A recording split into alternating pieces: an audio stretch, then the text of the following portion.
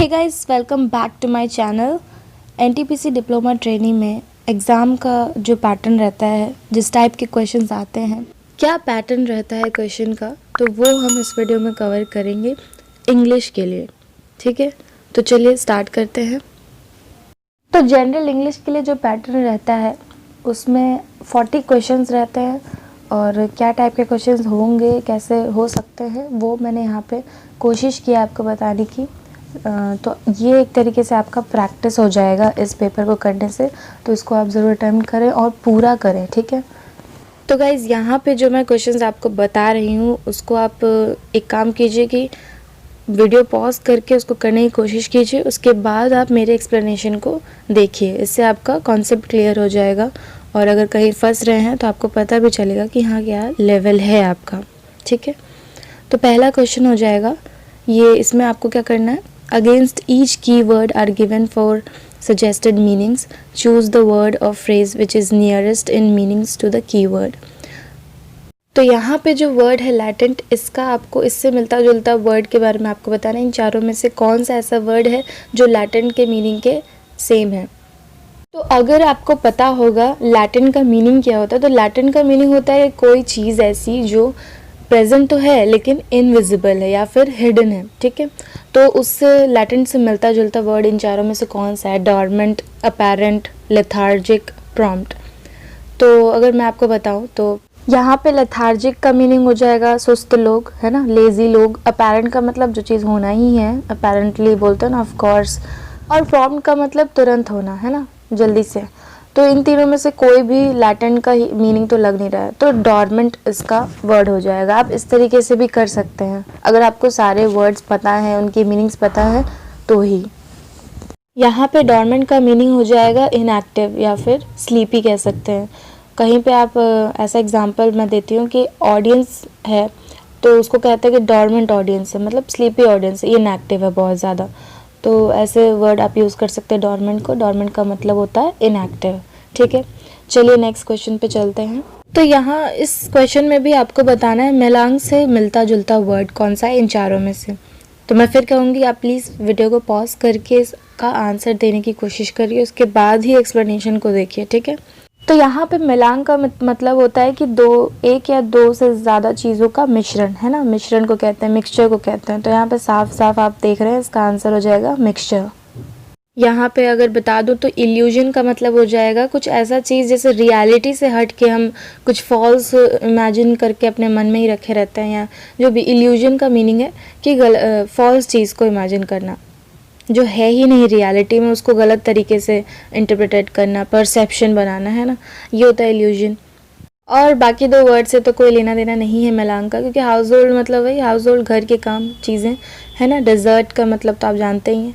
तो ये था मेलांग का मीनिंग, मतलब कि मिक्सचर। चलिए चलते हैं नेक्स्ट क्वेश्चन पे।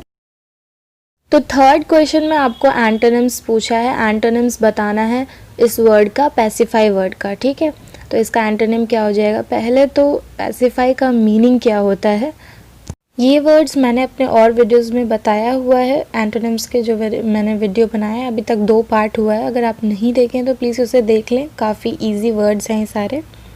तो पैसिफाई का मीनिंग हो जाएगा सूद करना, मतलब किसी चीज़ को शांत करना, किसी को शांत करना, है ना, पैसिफाई। इससे मिलता जुलता एक वर्ड है एले, तो उसका मैं ट्रिक आपको बताऊंगी कैसे आपको इन वर्ड्स को याद करना है। तो सीधा सीधा पैसिफाई का उल्टा हो जाएगा एग्रीवेट। एग्रीवेट का मतलब किसी चीज़ को बढ़ाना, है ना, सीरियस और सीरियस कर देना, या फिर किसी के गुस्से को बहुत बढ़ाना, किसी को एंगर, गुस्सा दिलाना, हो जाता है एग्रीवेट। तो इसका आंसर हो जाएगा एग्रीवेट, पैसिफाई का उल्टा।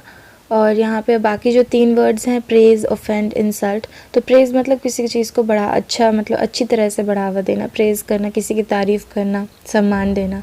और इंसल्ट का मतलब तो आप जानते ही हैं। और ऑफेंड भी वही हुआ, किसी की बेइज्जती करना, बुरा, उसको नीचा दिखाना। ठीक है, नेक्स्ट वर्ड देखते हैं। तो नेक्स्ट क्वेश्चन में पूछा है find the synonym of the underlined word.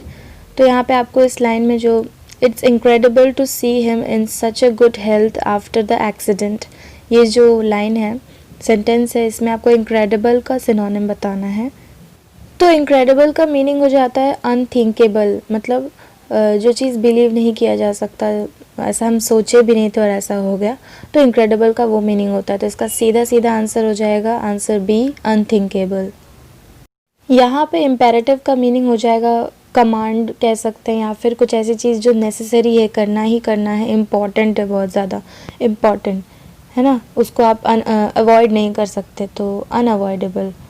तो इसका मीनिंग हो जाएगा इम्पेरेटिव। तो बढ़ते हैं अब नेक्स्ट क्वेश्चन की तरफ, जो कि 5th क्वेश्चन है, ठीक है।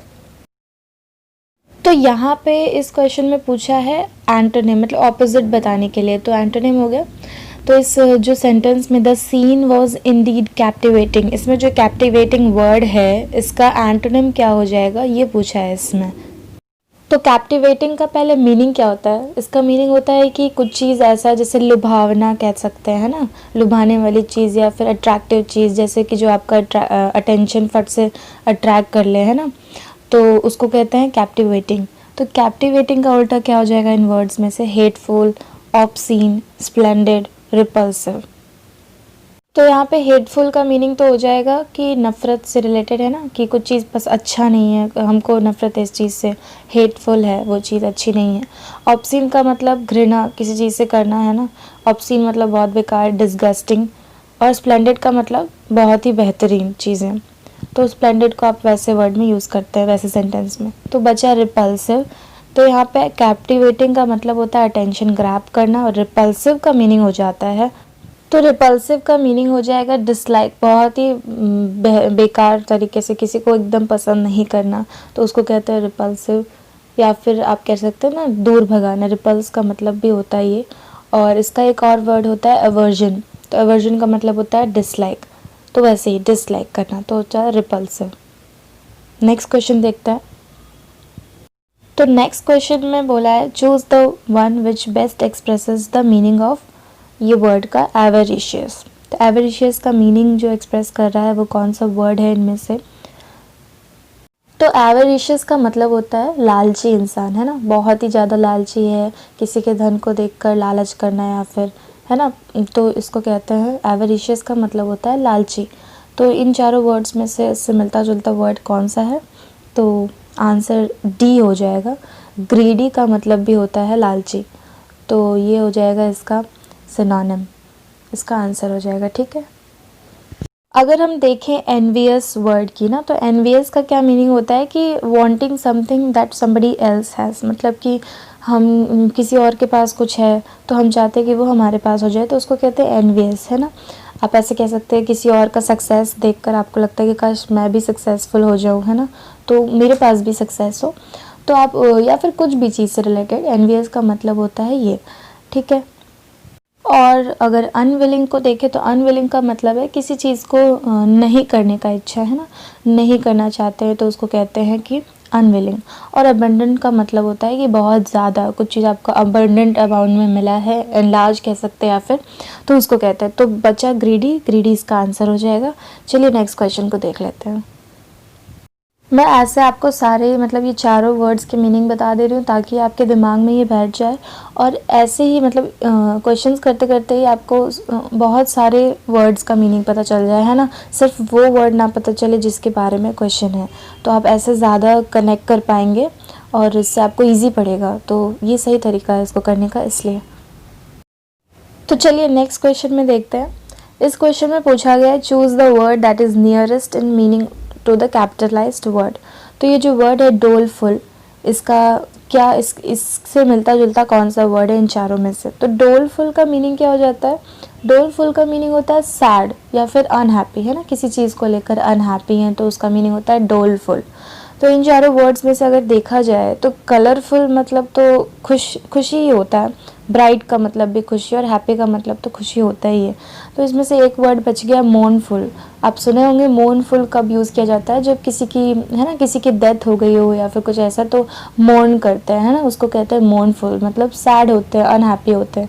तो डोलफुल से मिलता जुलता वर्ड हो जाएगा मोर्नफुल, इसका आंसर है ए। तो नेक्स्ट क्वेश्चन में भी यही पूछा है कि जो ये वर्ड है प्लश, इससे मिलता जुलता वर्ड कौन सा है इन चारों में से। तो प्लश का मीनिंग होता है लग्जूरियस, है ना, कुछ बहुत ही अच्छा बेहतरीन चीज़, लग्जूरियस कहते हैं उसको, तो प्लश का मीनिंग हो जाता है। और चीप अगर देखा जाए तो चीप का मतलब होता है बेकार चीज़, मतलब कि सस्ता, है ना, मेन मीनिंग है इसका। चीप का मतलब हो जाता है सस्ता। और टेस्टी का मीनिंग तो हो गया फिर वही टेस्ट से रिलेटेड, टेस्टी, कुछ चीज़ बहुत टेस्टी बनी है तो उसको हम कहते हैं टेस्टी। और डिलीशियस का मतलब भी वही होता है। तो बचा लग्जूरियस, और प्लस का मीनिंग ही होता है लग्जूरियस, या फिर एक्सपेंसिव भी कह सकते हैं, लग्जूरियस एक्सपेंसिव, है ना। नेक्स्ट क्वेश्चन है choose the correctly spelled word. तो देखिए ऐसे क्वेश्चंस, अगर ऐसे वर्ड आगे जैसे एक्वेंटेंस है, तो इसमें आप बहुत ही मुश्किल हो रही है हमको जानने में कि क्या एग्जैक्ट वर्ड है। अगर आपको आता भी रहेगा ना तो आप वहाँ पे जाकर कंफ्यूज हो जाएंगे कि यही है इसका स्पेलिंग कि नहीं। तो इस पे ध्यान देना है आपको, इसलिए बहुत ही अच्छे से स्पेलिंग्स को भी देखा करें, क्योंकि स्पेलिंग्स में बहुत मिस्टेक करते हैं लोग, है ना। तो यहाँ पे एक्वेंटेंस का करेक्ट स्पेलिंग क्या है ये पूछा गया है। तो अक्वेंटेंस का करेक्ट स्पेलिंग हो जाएगा ए वाला, ठीक है, ACQUAINTANCE, है ना। इसमें सी भी रहता है, क्यू भी रहता है, तो ये आप ध्यान दें। और TANCE होता है, तो अक्वेंटेंस, ये याद रखें, ठीक है। नेक्स्ट क्वेश्चन में भी आपको बताना है कि इसमें से कौन सा सही स्पेलिंग है, सही से स्पेल किया गया है। तो हरासमेंट का जो सही स्पेलिंग है वो आपको बताना है। हरासमेंट में आप ध्यान रखें एक ही आर होता है और डबल एस होता है, ठीक है, और MENT होता है। तो इसका आंसर हो जाएगा बी, हरासमेंट का, ठीक है, बी आंसर हो जाएगा, ये करेक्ट स्पेलिंग है। बात करें अगर नेक्स्ट क्वेश्चन की, तो इस क्वेश्चन 11th क्वेश्चन में एक पैसेज दिया हुआ है और इस पैसेज से रिलेटेड क्वेश्चंस आपसे पूछे गए हैं जिनका आंसर आपको देना है। तो ये पैसेज आप एक बार वीडियो पॉज करके खुद से इसको रीड कर लें और पढ़ लें, ठीक है, क्योंकि मैं इस वीडियो में पूरा नहीं पढ़ूंगी, वीडियो लंबा हो जाएगा और आप सब फिर देखेंगे भी नहीं, इसलिए मैं डायरेक्ट क्वेश्चंस पे आती हूँ। अगर आप देखेंगे तो पैसेज से रिलेटेड जो क्वेश्चन आता है काफ़ी इजी आता है और आपको आराम से इसमें मार्क्स भी मिल जाते हैं। आई थिंक 5 मार्क्स तो आपके ऐसे ही बन जाते हैं ईजिली। तो अगर आप अच्छे से पैसेज को है ना प्रैक्टिस कर लें तो आपको बहुत ही फ़ायदा करेगा ये, ठीक है। तो पहला क्वेश्चन है based on the passage what are the types of climates in India. तो अगर हम पैसेज के हिसाब से देखें तो इसमें आंसर हो जाएगा summer, winter, monsoon and post monsoon, ठीक है, इसका आंसर हो जाएगा D. Next question the Indian monsoon is controlled by, तो इसका आंसर हो जाएगा डी, मतलब कि Thar desert in the north west and Himalayas in the north, ठीक है, ए और बी दोनों ही है इसका आंसर। थर्ड क्वेश्चन है इसका according to the passage making generalizations with respect to the Indian climate in difficult because, तो इसका क्या आंसर है, क्यों डिफिकल्ट है, इसका आंसर हो जाएगा सी, है ना। सी में क्या लिखा है only one, the weather conditions are different based on geography and topography, ठीक है। तो ये सारे बेस्ड है पैसेज से रिलेटेड, आप प्लीज़ पैसेज को सही से पढ़ें और आंसर्स को मैच करने की कोशिश करें, ठीक है। नेक्स्ट क्वेश्चन है which word is the in the passage means the opposite of the word retreat. तो रिट्रीट से ऑपोजिट वर्ड है कोई जो पैसेज में है अवेलेबल, वो आपको इसमें बताना है कि कौन सा है इनमें से वर्ड, ठीक है। तो सबसे पहले रिट्रीट का मीनिंग क्या होता है वो हम जान लेते हैं। तो अगर देखें तो रिट्रीट का मतलब होता है कि किसी चीज़ से दूर भागना, है ना, दूर हटना या एक स्टेप बैकवर्ड ले लेना, या फिर अगर आप कोई जैसे बोलते हैं ना कि अब मैं इस लड़ाई को और नहीं लड़ सकता तो अब मैं इससे दूर हटूंगा, तो किसी पर्सन से दूर हटना या फिर स्टेप बैक कर लेना उसको कहते हैं retreat.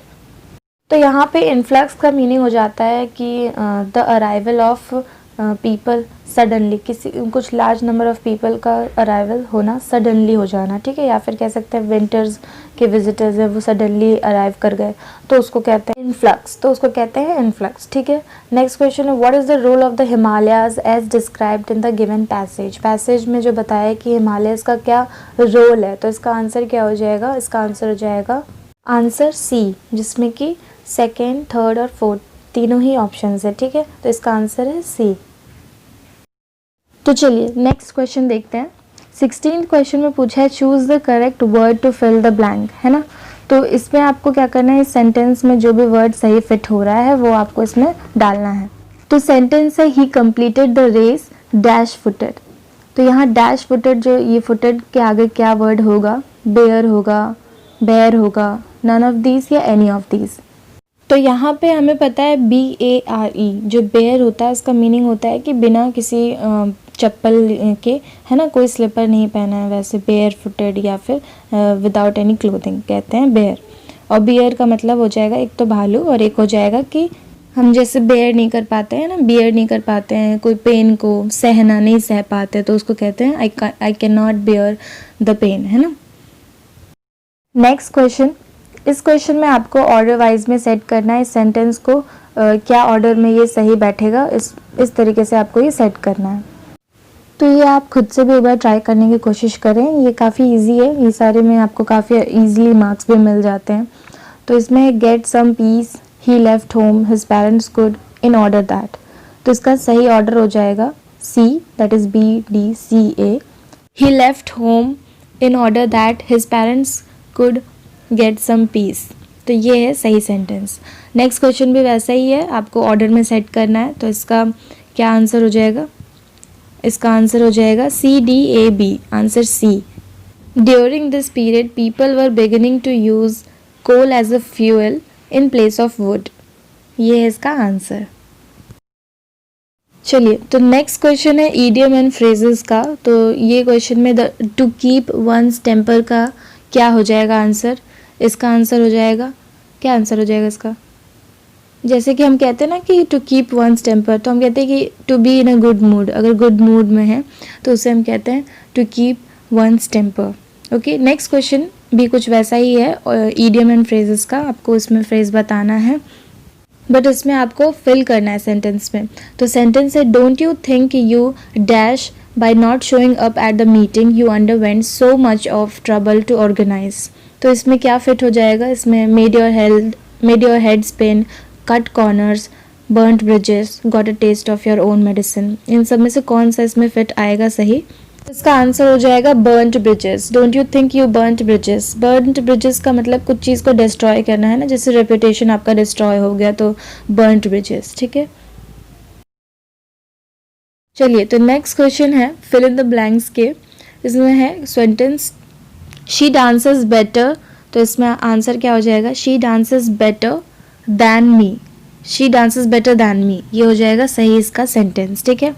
Next question dash the grace of God he got well even after the brutal accident, है ना, तो इसका आंसर हो जाएगा by the grace of God, बोलते ना कि भगवान ने बचा लिया, तो by the grace of God he got well even after the brutal accident.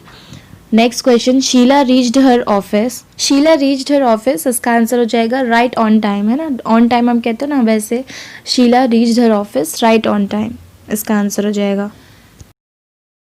Next question the doctor soon diagnosed the patient's illness, in this sentence diagnosed means, हाँ तो इसमें डायग्नोस का क्या मीनिंग है ये आपसे पूछा गया है। तो डायग्नोस का सिंपल मीनिंग होता है कि हम जब पता कर लेते हैं कि क्या हुआ है उस पेशेंट को, तो उसको कहते हैं। तो इसका आंसर हो जाएगा found the cause of the problem, है ना, तो इसका आंसर हो जाएगा D। Next question in the following question select the appropriate word that best represents the given set of words.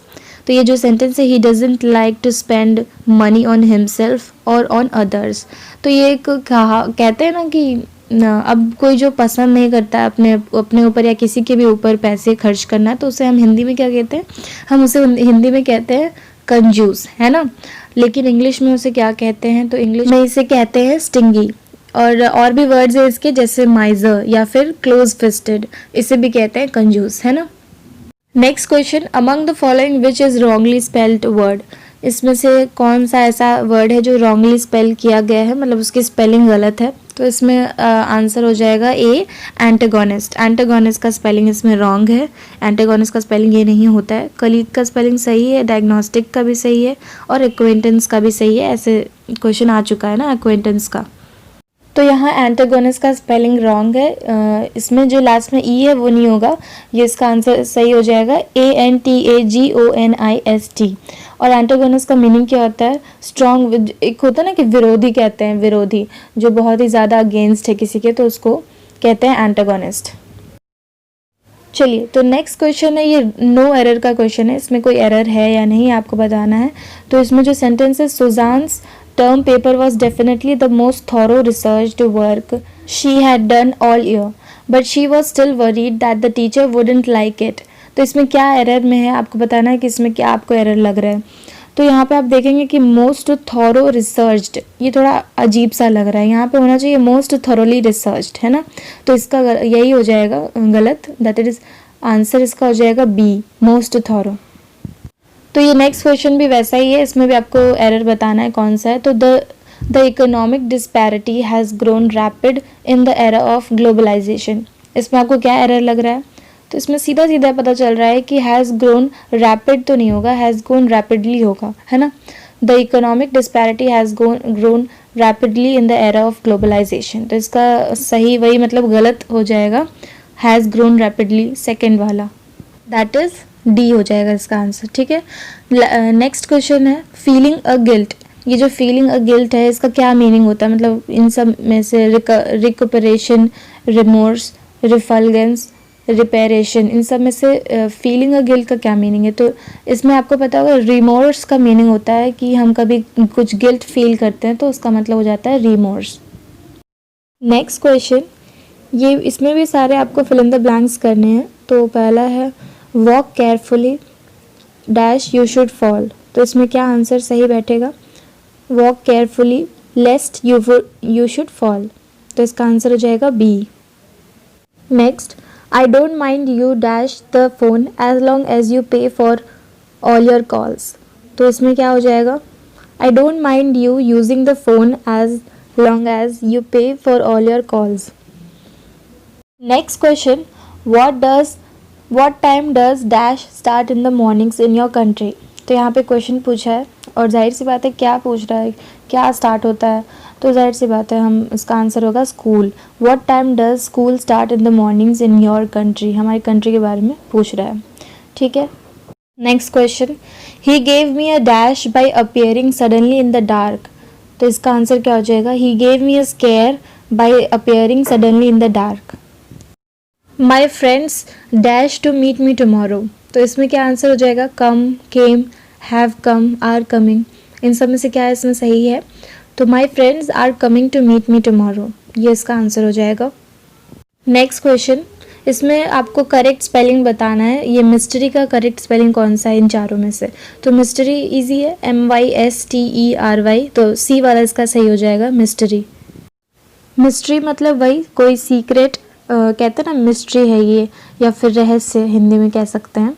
तो मिस्ट्री का मतलब सीक्रेट या फिर रहस्य, ठीक है। नेक्स्ट क्वेश्चन देख लेते हैं। नेक्स्ट क्वेश्चन है जम्बल्ड वर्ड। जम्बल्ड वर्ड है ये सारे, आपको इसका सही ऑर्डर बताना है। ये क्वेश्चन जम्बल्ड वर्ड का क्वेश्चन है, इसमें ऐसे वर्ड्स दिए हुए हैं burnt, fire, child, dreads, the. इसको आपको करेक्ट फॉर्मेट में मतलब अरेंज करके इसको लिखना है जिससे एक अच्छा सही सेंटेंस बन पाए, ठीक है। तो इसका आंसर हो जाएगा बी। अभी मैं जल्दी आपको बता दे रही हूँ क्योंकि ये इजी क्वेश्चन ही आप आराम से कर सकते हैं, वीडियो लंबा ज़्यादा ना हो जाए इसलिए मैं आपको बता रही हूँ। इसका आंसर हो जाएगा बी, दैट इज़ 614532, ठीक है।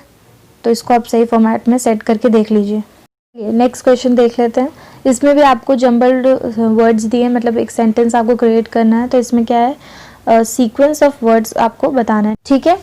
हुज इज हाउस दिस, इसको आपको करेक्ट सही में अरेंज करना है। तो इसका आंसर क्या हो जाएगा? आंसर हो जाएगा हुज हाउस इज दिस, यही एक करेक्ट सेंटेंस बन रहा है इसके लिए। Next, memory, liar, good needs, इसको आपको सही तरीके से सेट करना है। तो इसमें भी आंसर 32645 ए हो जाएगा इसका आंसर, ठीक है।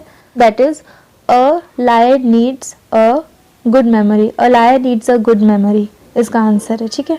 नेक्स्ट है resistance band while watching use a television. तो इसका आंसर हो जाएगा use a resistance band while watching television. तो गाइज़ ये थे कुछ 40 क्वेश्चंस NTPC डिप्लोमा ट्रेनिंग के लिए इंग्लिश पोर्शन के लिए। ऐसे ही और वीडियोस मैं बनाते रहूँगी, प्लीज़ मेरे साथ बने रहें और इस वीडियो को ज़्यादा से ज़्यादा शेयर करें। ये एक प्रैक्टिस के लिए आपका हो गया, आप इससे कुछ प्रैक्टिस कर सकते हैं। आपका एग्ज़ाम ज़्यादा दूर नहीं है तो मैंने सोचा एक प्रैक्टिस वीडियो आपके लिए क्रिएट करने के लिए, तो इससे आपको काफ़ी हेल्प मिलेगी। आप प्लीज़ मेरे चैनल को सब्सक्राइब कर दीजिए और ऐसे ही और मैं वीडियोज़ बनाते रहूँगी।